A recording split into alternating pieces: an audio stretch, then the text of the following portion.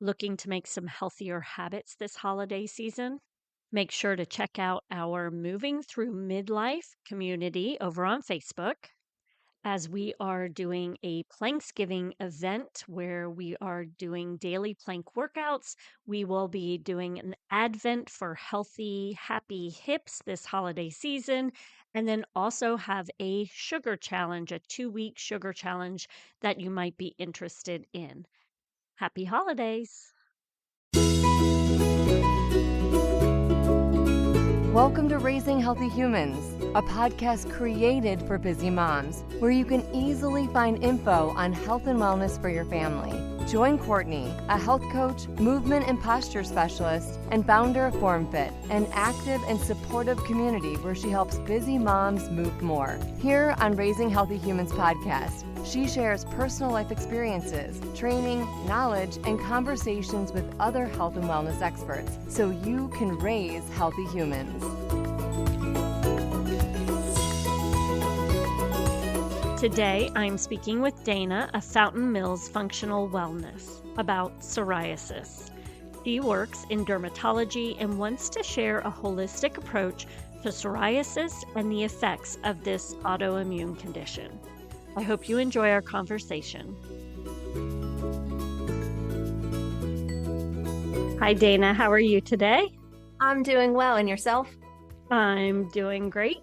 I'm happy to have you on as you are talking about psoriasis, right? Yes. Why is psoriasis a passion of yours? Sure. So I've been a dermatology PA for 18 years, and I just really love working with people with psoriasis and in the conventional medicine space, but then also, realize that there's more that we could be doing to support people's health rather than just medicating. And I chose to really focus on that for people with psoriasis because it really just affects their whole life tremendously. It's not just an outside problem. And when you make a big difference for people's skin and then downstream also their health, but they're super grateful, and it just can make a huge difference in their quality of life, how they feel about themselves, how their skin just feels, how it looks. And that's really what drove me to want to really develop these programs specifically for people with psoriasis. I just love working with them. Okay. Can you explain exactly what psoriasis is? Yeah. So psoriasis is an autoimmune condition where the immune system starts causing the skin cells to shed too fast, and they'll build up on top of each other and cause plaques on the skin. So they can look different based on the type of psoriasis and the color of the skin. But what you'll see most commonly if you were to Google pictures are thick areas on elbows or knees, but it can affect top to bottom, that are usually red with these silvery white scales. And it can be itchy, and it can crack and be sore. It can burn. Even just your shower can burn when it's hitting the skin. But what people don't realize is not only is the immune system affecting the skin, but it also makes people more prone to a type of arthritis called psoriatic arthritis. And the inflammation that's in the body that's being caused with this immune system issue is also making people more prone to heart disease and diabetes and high cholesterol and other autoimmune conditions as well. So it's a full body issue. Okay. And you mentioned it's because a lot of people, when they hear psoriasis, they think it's a skin condition. Mm-hmm. And you said it's an autoimmune condition. Mm-hmm. Yep. Correct. So, which I feel like that's starting to be spoken about more. But I know all of these skin conditions, like my son had eczema, and you go to the dermatologist and they give you topical creams. Mm-hmm. And, you might be on those topical creams for extended periods of time. And it was after kind of diving in deeper for us, starting to learn about health and what the gut is doing, where we started realizing, wait a second, Hmm. there's something more going on. So I'm assuming that's similar with psoriasis, Yes, especially since it's autoimmune.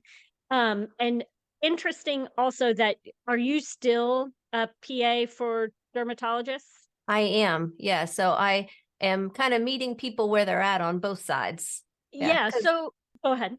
I was just going to say, not everyone wants medications as their option, and not everyone wants to make the changes in their lifestyle where they're just like, just give me the medicine. But is that the greatest choice?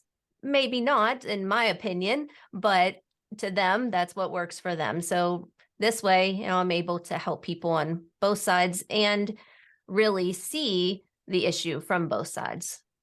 Okay. And do you notice when people come to you, what do you find? Are they looking for, obviously, do you feel that more are looking for that approach of just give me what's going to heal me?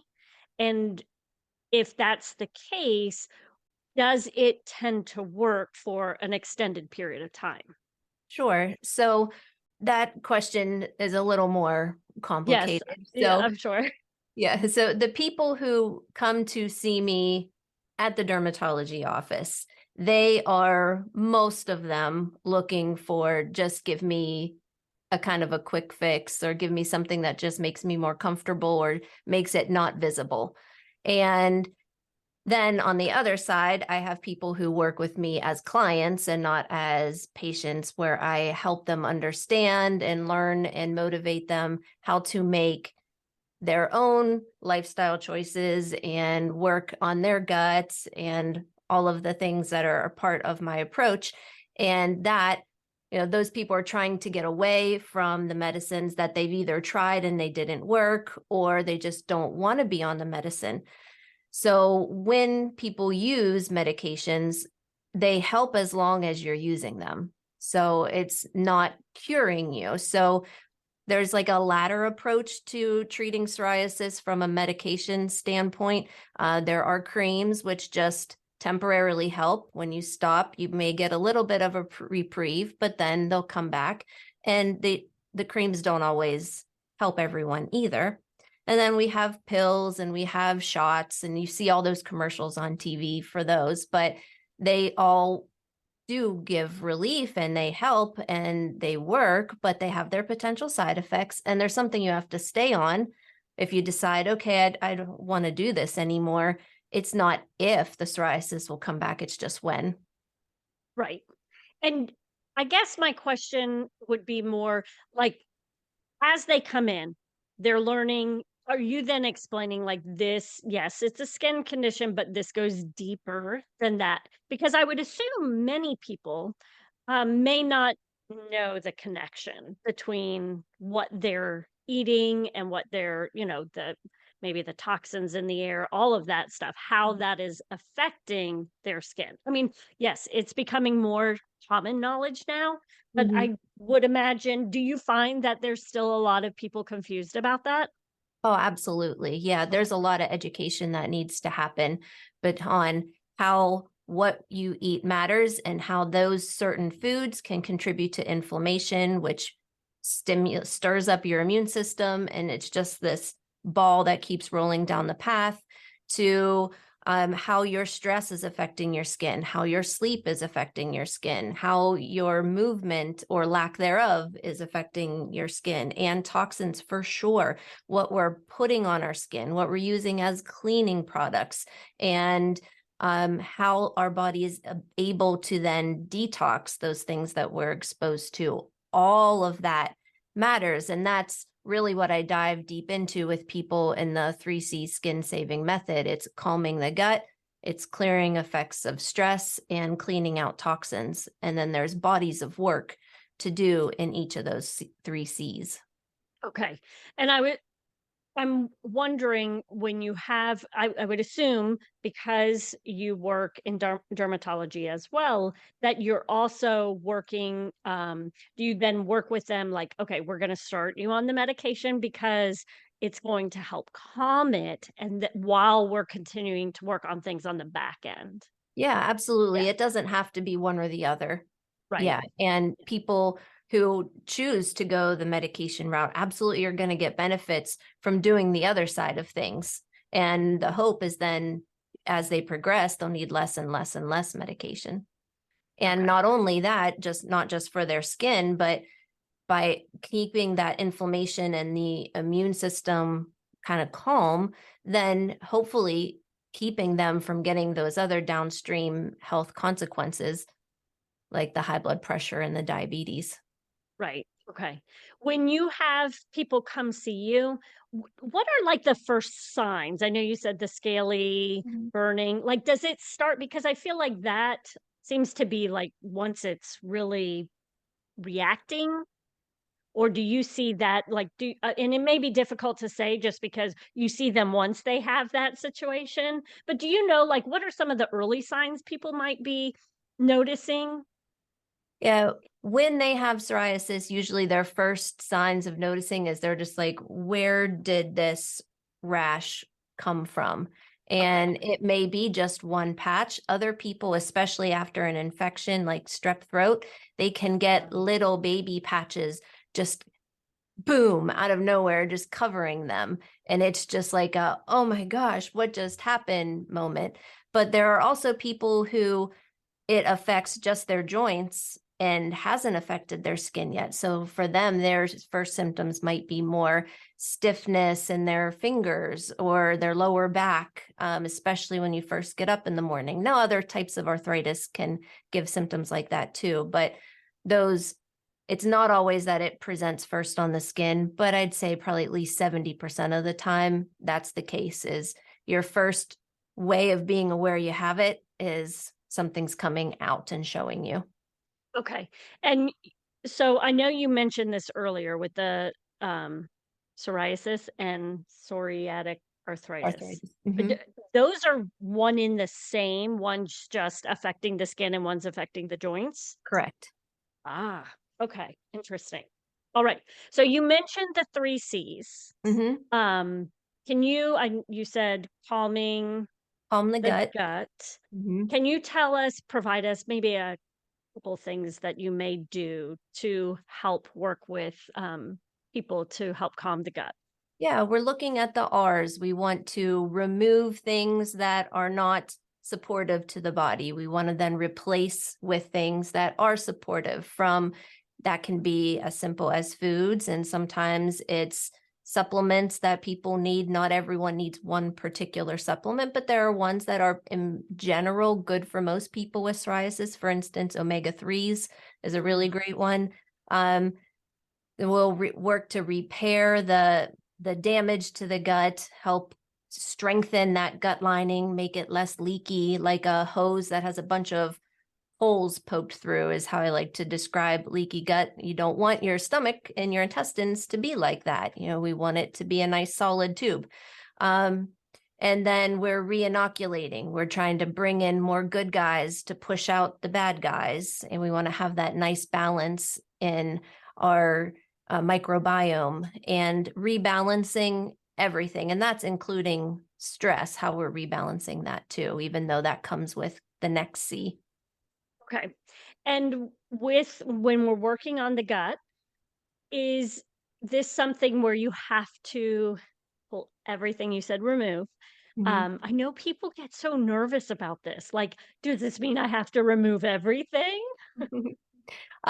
For best results for a short period of time, it is good to remove the most inflammatory producing foods. And the biggest ones are gluten, dairy, sugar, and nightshades, which are tomatoes, peppers, potatoes, eggplant. There are other ones that can affect people, other categories, but those are if I had to say ones that are most likely to be aggravating the situation, those are the categories. Now, does it mean you can never enjoy those foods ever again in your life? No, the goal is to have a nice balanced diet, but to really get that inflammation squashed, to get that immune system settled, you're looking at removing those for a chunk of time and then maybe slowly bring a little bit back and see kind of where your line in the sand is. How much can I enjoy without getting symptoms back. Yeah. And that very much is a balancing act. Yeah. Yeah.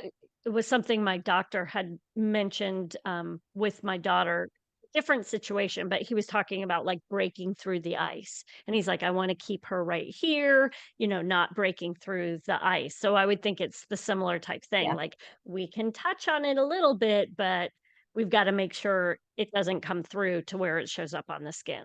Mm-hmm. Yeah. And then with replace, I think that was the next R. Mm-hmm.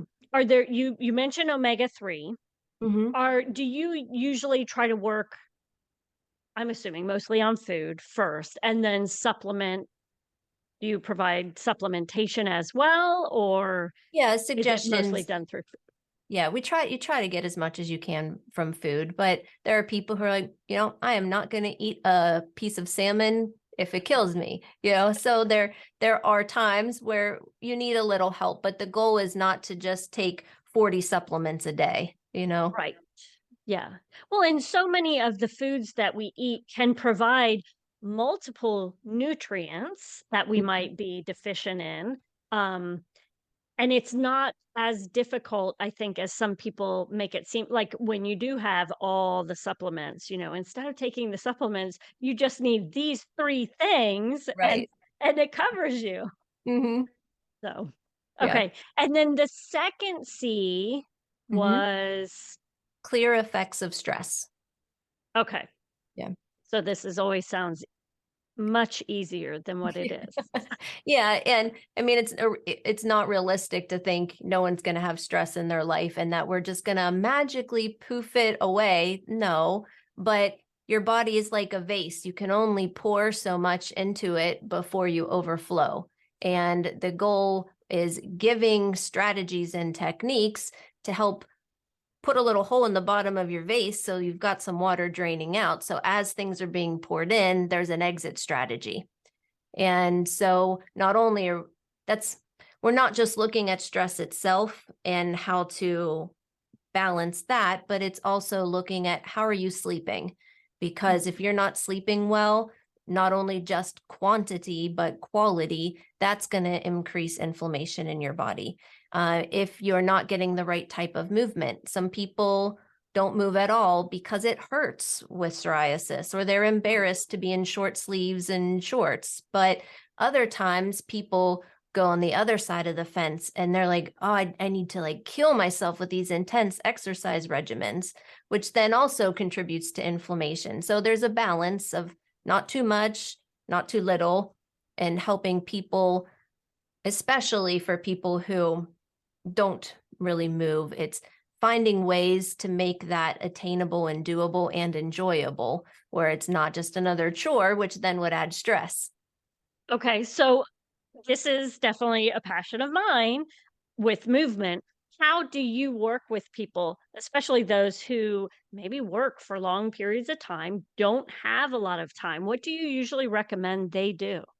Yeah, so a lot of times people look at it as I have to go on a treadmill for an hour and I need to have this huge block of time. No, you can do a 2-minute thing a couple times a day, and it's building a stack. Let's start by this. And once it may be, if you're not mobile at all, maybe it's just walking around your block. Or if it's maybe if you have stairs in your home, maybe it's walking up and down a flight of stairs a few times and progressing further and further to where you can get your heart rate up. And then let's not just get the heart rate up, but let's incorporate a little bit of strength. Let's incorporate some balance, but it doesn't have to look like an all day affair. It can be short bursts, even scattered throughout the day. Okay. And do you notice any particular type of movement tends to help your clients?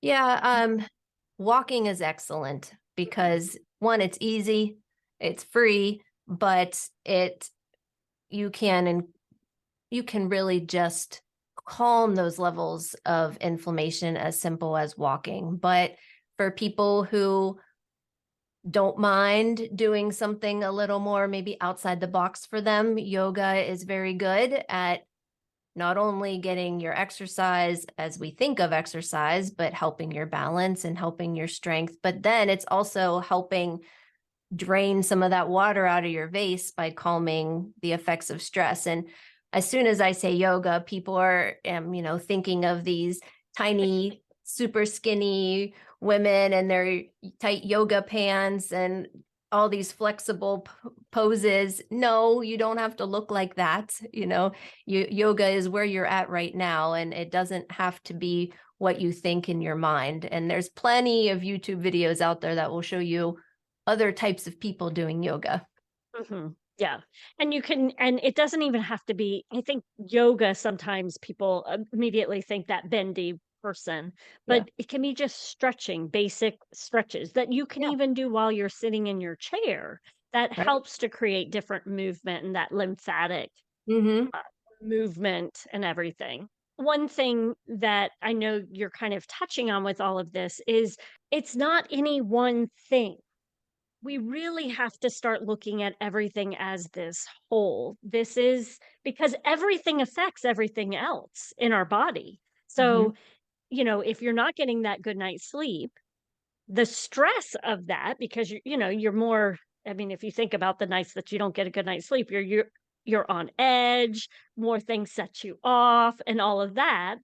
And then on the other side, when you work out, you usually feel better, you're happier, you tend to want to eat a little bit healthier. Like all of these things tend to work together Yeah, to help. absolutely. Yeah, Yeah. it's a three-legged stool. If Mhm. you can be perfect on your diet, you can be perfect on your toxins, but if you're not working at your sleep and your movement and your stress levels, your stool's going to fall over.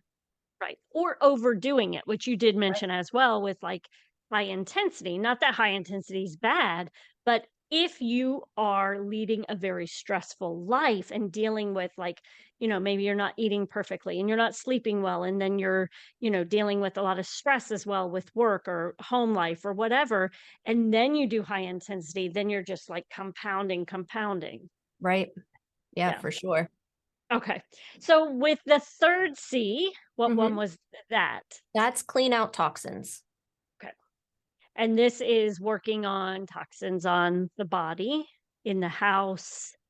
Yeah, in your environment that you can control as well, from your water quality to your air quality in your home, to exposures to EMFs. They're all around us. We're not going to avoid them completely, but what are some things that you can do to limit some of your exposures? And then as you're working to decrease, the vase analogy works for this too, all this stuff that's being poured in. We don't so much want to just eliminate what all's going in, but we also want to increase our drainage too. And that's where the detoxification strategies. And a lot of people will think that they have to do like these crazy intense detox regimens and River that river cleanses. cleanses. Yeah, I mean, that's not necessary. There are things that you can do on a daily basis that don't have to be crazy. It could be as simple as buy one of those little rebounder trampolines is one thing that people can incorporate. Yeah.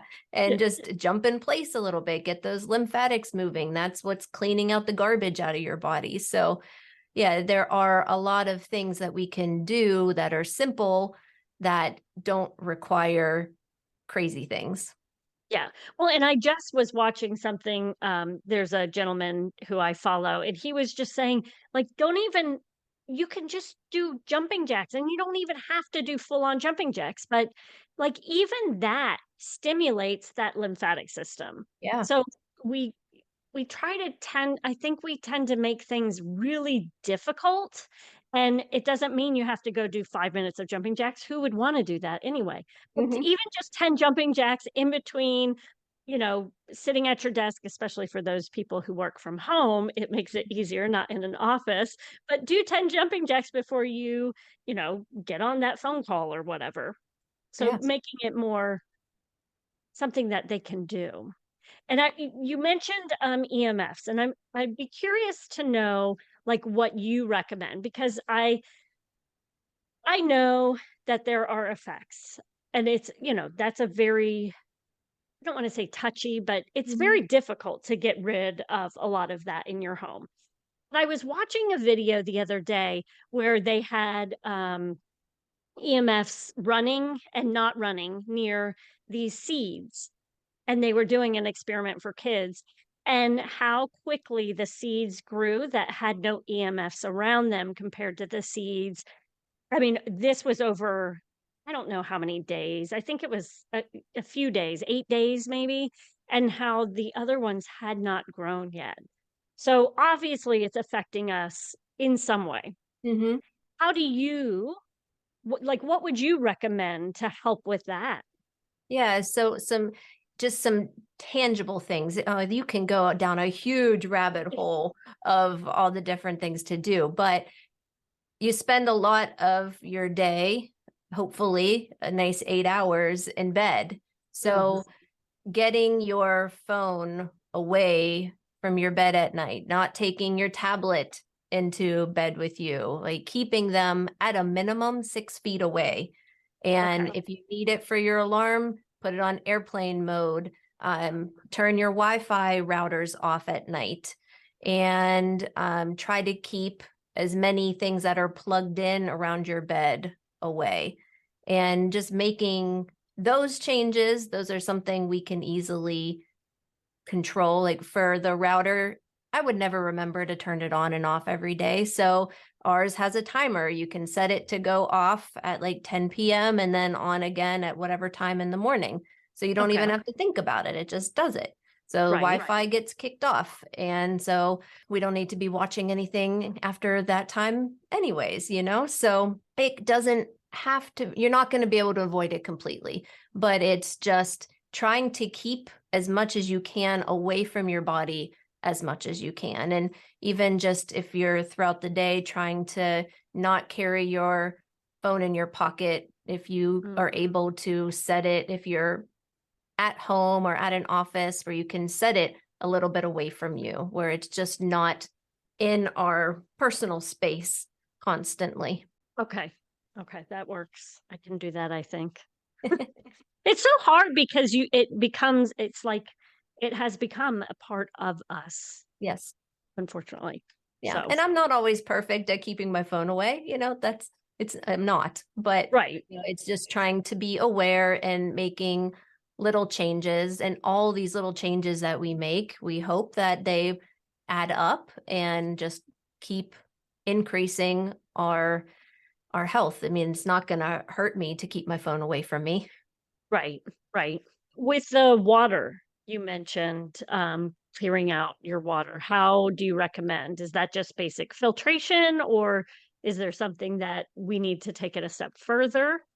Yeah, filtration is important. And for years, I grew up in a home where we used like a Brita water filter, Mhm. and thinking that that was enough. But looking into it, we've up leveled at our home to a system that is built in and has a greater ability to filtrate a lot more out than what we're just getting in the regular store-bought pitchers. And it's nothing against them. They do a good job at what they're able to do, but there's more that we can get out of there. And the environmental working group, they have a section on their website where you can put in your zip code and it will tell you how healthy your water is. And that's frightening. Yeah. It's very frightening. I've done it, I had a friend mention it to me, so I did it, and I was like, "Oh, goodness." Yeah. So again, I mean, we are blessed in the United States to have clean water, but Mhm. sometimes the things that clean also can be harmful to us. So it's good to just get a little extra filtration if you're able to. And the one that you have, is it one that's, like, attached to the sink, or do you have, like, a whole house system? No, just one that's attached to the sink. We do just where we're going to be filtering our drinking water. But then we do for our shower, we have a shower one. Okay. Right. Yeah, So that's because these are fairly simple. I mean, simple. That's not, um They are a little bit more expensive, but I know the sink one, was that one that you were able to put in yourself? Yes, my husband was able to do it, and I think the filters last a year or something. He takes care of it. I don't know exactly, but um yeah, and you can definitely taste a difference in the waters. Like whenever we go somewhere and we don't have that, we're like, oh man, like there's definitely a different taste to it, and not in a bad way, but it was just surprising that you could easily tell a difference between that. And then our regular like bathroom sink and places where we don't have that, it's a good idea just in the morning, the first water, let it run a little bit, wash some of the stagnant stuff that's been sitting all night long. Oh, that's a good idea. Perfect. So, if we're working to clear up, say, the psoriasis, is that something that usually takes a long period of time, or is that something that say you've got the model student, model client who is doing everything that you've recommended, the 3 Cs. How long do you notice it takes for them to start clearing up the skin? Yeah, it's super variable Okay. depending how long they've been dealing with it, how much inflammation is in their body. But you should start seeing, even just at first, before the skin starts clearing up, people start noticing less itch and less pain. And Oh, those things tend to happen pretty quickly. And then within a couple of months, sometimes faster. There are people who it's quick, but I'd say the average is in about 2 to 3 months, they start saying, okay, we're getting somewhere. But autoimmune diseases in general can take a good 6 to 12 months sometimes to really get in check. And then it's not, all right, I made it. I get to mhm. go back to how I used to be. No, you got to keep those going. Otherwise, that inflammation will start building again and things will start creeping back. Okay. And with the psoriatic arthritis, is this Mhm. something you can find like through blood work, or how are people able to determine if this is something they may be dealing with? Yeah, psoriatic arthritis is a little more tricky, and it usually involves getting a diagnosis from a rheumatologist, an arthritis specialist, Okay. because sometimes it can be hard for people to tell, is this rheumatoid arthritis? Is this psoriatic arthritis?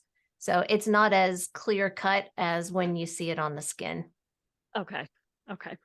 And what can we do? So maybe we don't have psoriasis, but what are some things that we can do just to have happy, healthy skin? Yeah. So it's getting rid of the junk that people put on their skin. You know, your skin's a mouth. What you're putting on it, you're basically eating. It's being absorbed. So sunscreen's a big one. You know, Mm, I do tell people every day, you know, use sunscreen because I'm also working with people with skin cancer. But it's best to use one that's a zinc-based sunscreen and staying away from the hard to pronounce chemical sunscreens like avobenzone, oxynolate, avobenzone. Those get absorbed. And what are those going to do long term to us? Good question. It's where that's more gunk we're pouring into the vase. So getting a good zinc-based sunscreen, that's important. Um, Things that you're putting on every day, your moisturizers, your makeup if you wear makeup, your hair products, all of that, even down to your fingernail polish, all of that matters. So finding products that are toxin free, so we're not affecting our hormones, so we're not affecting our potential for allergies and all the other disruptions that these chemicals can do. So supporting our health is more, our skin health is more than just trying to look good. You can have products that help with anti-aging and helping with all of that, but come from more natural based products rather than chemical based. And there's one company I really like. It's called Poofy, Poofy Organics. They're out in New Jersey, and they have all kinds of lines of, from cosmetics to cleaning products for your home to fingernail polish to shampoo. And so it's one nice stop where you can get a lot of things that you're really reducing your toxin exposures. So that's important. And less is more. A lot of people just want to put on like 40 different things.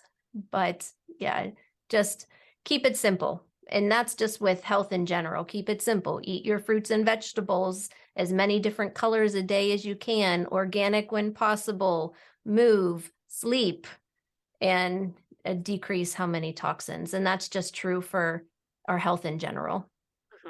Yeah, and there's so many benefits that you're going to get. If you do have psoriasis or any sort of autoimmune, you can diminish or possibly eliminate the effects of them. And then also, like you said, the high blood pressure, diabetes, like this, it affects everything. Yes. So yes, you do have to do a lot of different things, but it also affects a lot of different things as well. Yeah. Yeah. Yeah. And if psoriasis is someone's first autoimmune condition, odds are against them. They're most likely going to get another one. People with one autoimmune condition, I think it's like around 9 times higher that they are to get another autoimmune condition in their life. So it's keeping that inflammation down. That's huge. Yeah. Perfect. Can you tell all of our listeners where we can find you to learn more from you? Sure. You could go to my website at fountainmillsfunctionalwellness.com. If you're interested in the toxins and things we talked about how to avoid those and not just people with psoriasis, but if you go to skinsafehouse.com, that also has a little guide that I have for people that's free on how to kind of eliminate some of the toxins in their home products, especially like laundry and cleaning and things along those lines. Okay, excellent. All right. And then if there's one thing that our listeners can do today to help themselves and their children live a healthier life, what would you recommend? Where do we start? Yes, I would start by decreasing the amount of foods in packages and decrease the toxic chemicals that you're using on your laundry and your cleaning products in the house. Perfect. Thank you so much for taking time out of your day for our conversation. Yeah, thanks so much for having me. Thanks for taking the time out of your day to listen to our podcast. We hope you found this information valuable and can incorporate it into your family's life. Make sure to check out our show notes for all the important links available. Come join us on Facebook at Moms Raising Healthy Humans community page. Also, please check out our wide range of memberships, family monthly focus ideas, challenges, live events, and on-demand and live workouts, meal plans, and so much more. Head to formfitonline.com. And as always, keep moving.